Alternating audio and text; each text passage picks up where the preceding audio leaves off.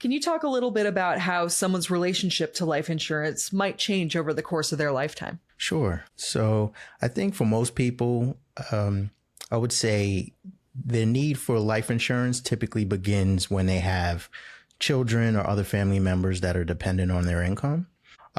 So they want to maintain or obtain life insurance in order to provide for the protection against potential loss of income. Should something happen to them, say they die prematurely, they want to know that their loved ones are still going to be taken care of.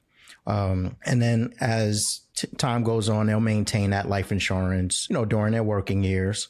And then once they reach retirement, they can decide at that point whether or not to continue to maintain that life insurance, or maybe they get rid of it or they keep it. But now it's more of maintaining the policy for wealth transfer, right? Making sure that they leave something behind for their loved ones. Makes sense. So in general, people who have dependents, are there other people who might want to think about life insurance? And are there other things they might want to use it for besides just income replacement and wealth transfer? Sure. So as I mentioned before, and you touched on, right, there's protection against loss of income at the personal level, but also there can be when there's a business, right? So it's a little less common. But I would say if you own a business, you may want to insure yourself or say a key employee who is responsible for bringing in new business or, generating a significant amount of business revenue, right? So similarly, you want to protect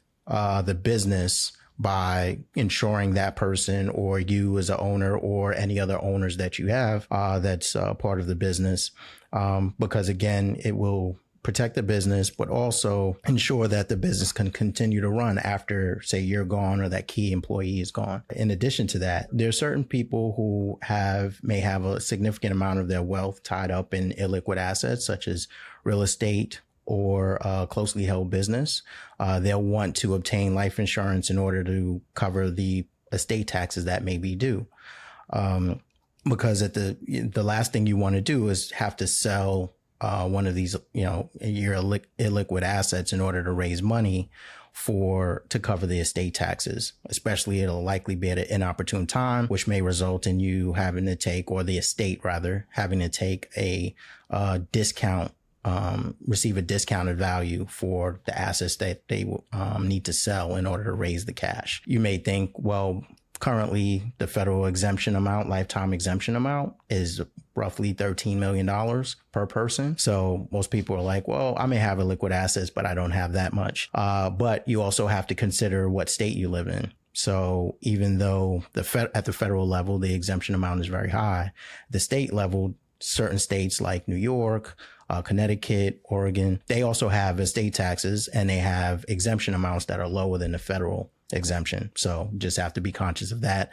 And that goes with part of in conjunction with your estate planning. And then lastly, there's just using life insurance as an effective means of transferring wealth to your heirs and your children, grandchildren, and so forth. Great. So lots of uses for life insurance.